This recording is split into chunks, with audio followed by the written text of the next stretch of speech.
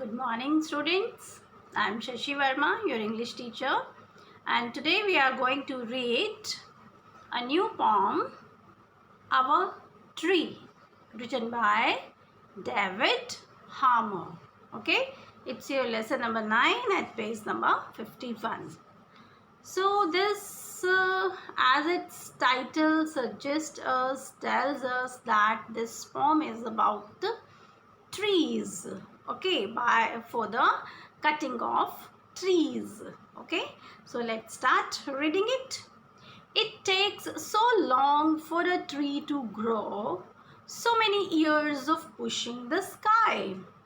So in the first line क्या कहा है? It takes so long, कि वो यह बहुत लंबा समय लेता है। कौन? For a tree to grow, एक ट्री बहुत लंबा समय लगता है ग्रो करने के लिए, बढ़ने के लिए।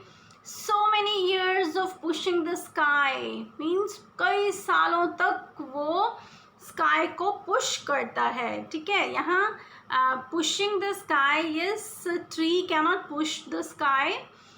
पुशिंग द स्काई का मतलब है कि वो उसकी हाइट जो है वो इंक्रीज होती है, बढ़ती है।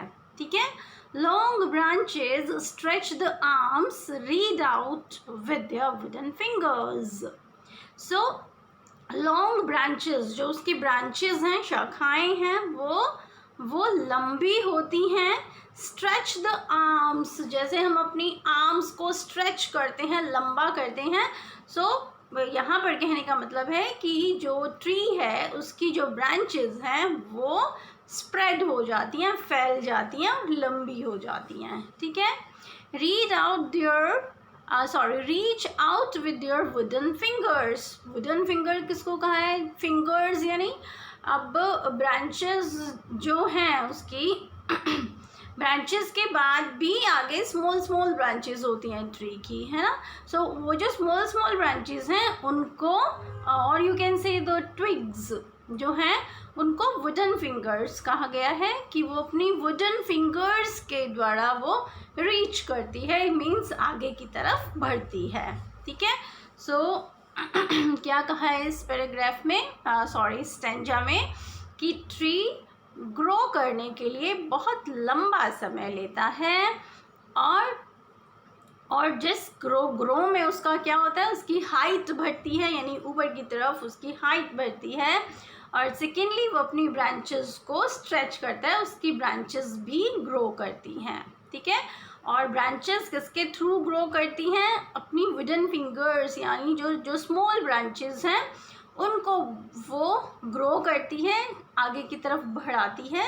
तो इस तरह से जो ट्री है वो ग्रो करता है। ठीक है, so let's talk about its figure of speech. अब इस पोम में आप देखेंगे कि there is no like rhyming scheme.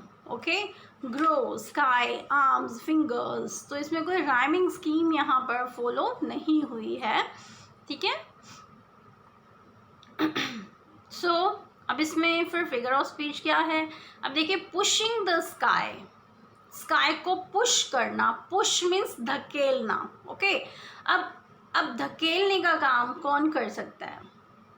human character, human being, or you can say the living being. Okay, yes, plant is also living but he cannot push anything.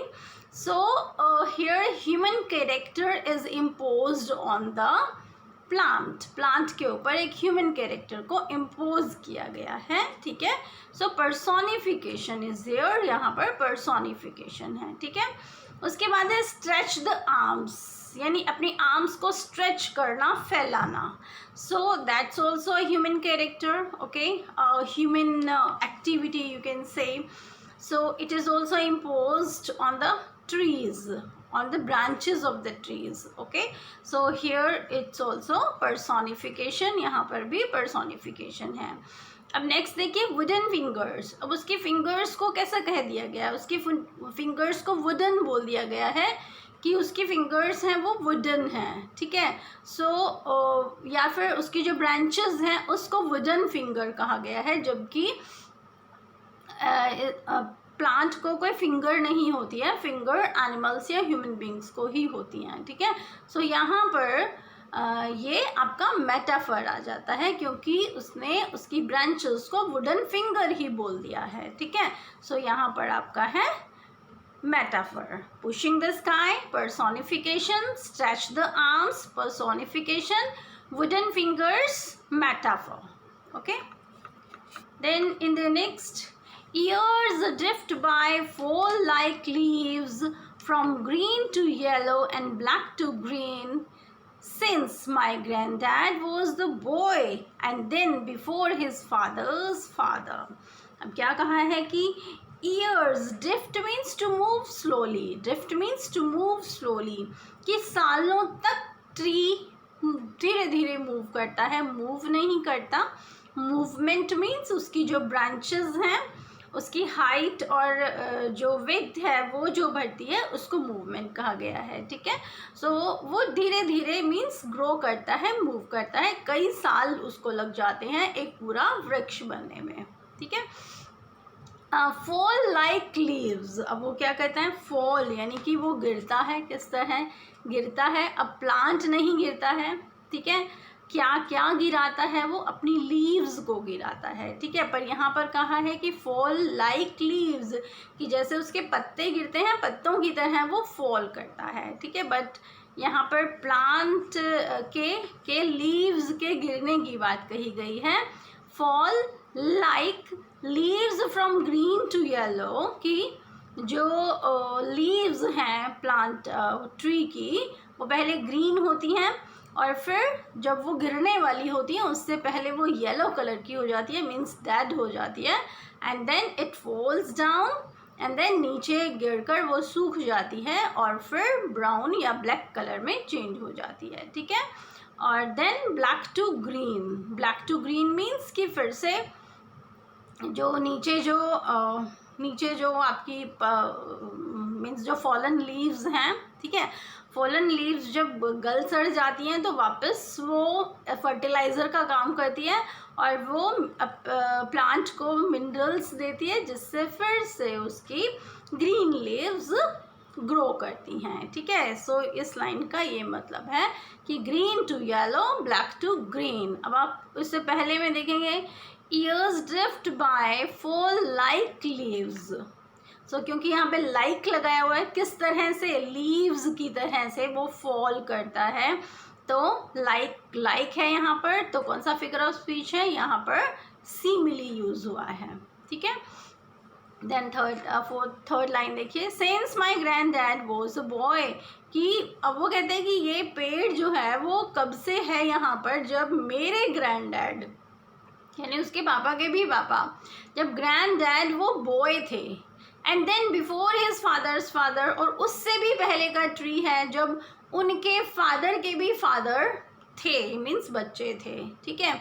सो ये उन्होंने कहा है कि ट्री को ग्रो करने में, और ट्री ग्रो करता ही रहता है, उसको कितने साल लग जाते हैं, ठीक है।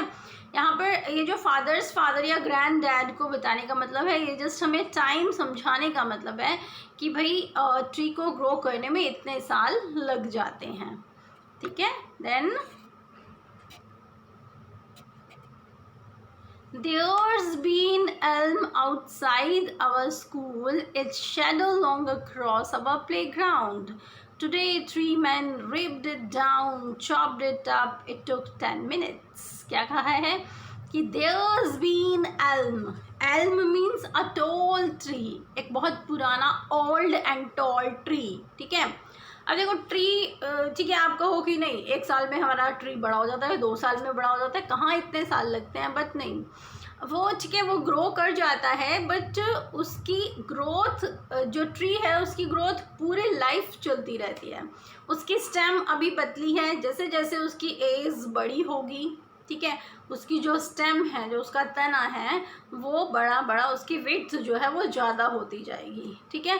सो उसकी हाइट और ग्रोथ भी उसकी होती जाएगी। तो इस तरह से तो ये कहते हैं कि देयर बीन अ लेफ्ट, कि हमारे स्कूल के बाहर, आउटसाइड अवर स्कूल, हमारे स्कूल के बाहर Elm means a long and old tree है, It's a shadow long across our ground. Shadow means छाया. जो उसकी छाया है वो इतनी मीन्स लॉन्ग अक्रॉस हमारे प्ले ग्राउंड तक भी उसकी शैडो जो है वो पहुंचती है. टुडे आज क्या हुआ? 3 men ripped it down. Ripped means cut. 3 men यानी कि 3 आदमी वहाँ आए और उन्होंने उसको काट दिया. chopped it up. chopped होता है छोटे छोटे टुकड़े करना, उसको छोटे छोटे टुकड़ों में काट दिया. it took 10 minutes. अब वो कहता है कि इसको काटने में केवल कितना टाइम लगा? 10 minutes. यानी इतना बड़ा ट्री जिसको ग्रो होने में कितने साल लग गए. उन्होंने कहा कि जब मेरे ग्रैंडफादर छोटे बच्चे से तब से इतने साल जो हैं ट्री को पूरा बड़ा ग्रो होने में लग गए और वो ग्रो करता ही रहता है. ठीक है, हमें बहुत सारी चीज़ें ट्री देते हैं, हमें शेडो देते हैं, फ्रूट्स देते हैं, मेडिसिन्स देते हैं, बहुत कुछ. मीन्स आपको भी पता है कि how trees are useful to us. ठीक है, सो अब उसको कट करने में कितना टाइम लगा? उसको कट करने में केवल वो कहता है इट टुक 10 minutes. केवल उसको 10 minutes ही लगे. ठीक है, सो इस चीज़ से जो कटिंग है इससे जो पोइट है वो बहुत परेशान है, दुखी हैं, इसीलिए उन्होंने इस पोम को लिखा है. Then figure of speech used in this poem are personification, metaphor and simile. Okay, then let's talk about poet. He is an American poet keenly interested in the conservation of nature. You can see at page number 53 his picture is given there. ये American poet है. Okay, and nature of conservation, यानी nature conservation में इनका interest है. Nature conservation होता है nature को conserve करना, नेचर को संभालना, रखना. ठीक है, he feels pained at the mindless felling of trees. वो कहते हैं कि वो बहुत पेन महसूस करते थे, उन्हें बहुत दर्द महसूस होता था जब भी किसी ट्री को गिराया जाता था. और कैसा गिराना? माइंडलेस, यानी बिना बात के ही ट्री को काट देना. And that is now posing a serious threat to human existence. और जो कि आज के समय ह्यूमन एग्जिस्टेंस के ऊपर एक बहुत बड़ी थ्रेट है, यानी बहुत बड़ी चेतावनी है, बहुत सीरियस चेतावनी है. ठीक है, क्योंकि ट्रीज नहीं होंगे तो human beings can't survive, can't dwell here. Okay, so that's why trees are very necessary for human existence. Okay, for the animal existence you can say. But animals तो फिर भी नेचर को कंजर्व ही करते हैं, but human beings अपने फ़ायदे के लिए उनको काटते रहते हैं. ठीक है, so we should conserve the nature, we should grow more and more trees. यही एक जो मैसेज है ये पॉम हमें दे रही है. So our tree is one of the most celebrated poems. और ये जो पोम्स हैं इनकी, ये एक बहुत ही सेलिब्रेटेड पोम रही है. Okay, so it's a very beautiful poem. I hope you understand it. Thank you, students. Happy learning. I suggest you to read the poem yourself. Thank you.